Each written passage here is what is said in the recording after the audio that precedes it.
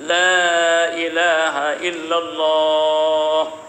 Tidak ada Tuhan malaikat Allah. Itu dia panggil makna juga. Makna apa tu? Makna terjemah. Mana maksud? Makna maksudnya Allah hajalah Tuhan. Itu panggil makna maksud. Makna maksud ni rekah daripada makna terjemah tu. Makna terjemah tu turut lapar seko-seko. Ada pun makna maksud rekas. Ni tengok nak rekah. Bermula maknanya makna muka lapang tu iaitu tidak menyamui akan zat Allah Ta'ala. Zat Allah Ta'ala tak sama dengan zat makhluk. Kalau kita mengaji cara kaedah yang ditunjuk aja oleh para ulama ni, zat Allah tak sama dengan zat makhluk. Sebab apa? Dia ada sebab tu. Sebab zat makhluk ni jenis dia jiring Arab. Dan zat makhluk ni jiring Arab nak ke tepat. Tak lepas pada jihad. Tak lepas pada tepat. Itu zat makhluk.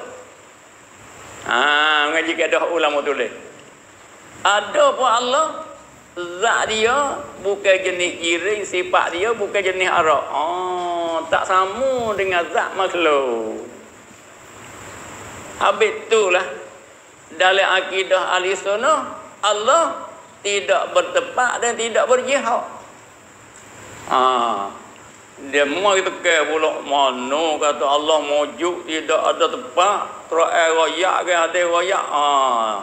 Nyawak keliru dia mau heret kita malam pula. Ya, benda mudah je kita pergi buat payah. Sifat 20 ni benar mudah sekali dah lah. Cara ulama tulis mari kita ni cara sehat dia panggil. Lepas tu dia mau mari nak alih, dia mau mari nak komai hak ni, kalau kita nak sabar, salah buat rugi masa aja.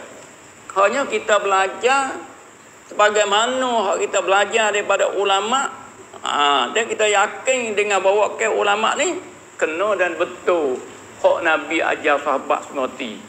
Lepas tu dia mau mari haru tu sahaya lah. Hanya kita berdoa dengan Tuhan, na'udzubillah Allah tu.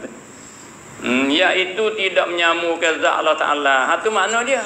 Mana zat Tuhan tak sama dengan makhluk. Zat makhluk bertepat, zat makhluk berjihad. Zat Allah tidak bertepat, tidak berjihad. Tengok ulama tulis memang mudah ya.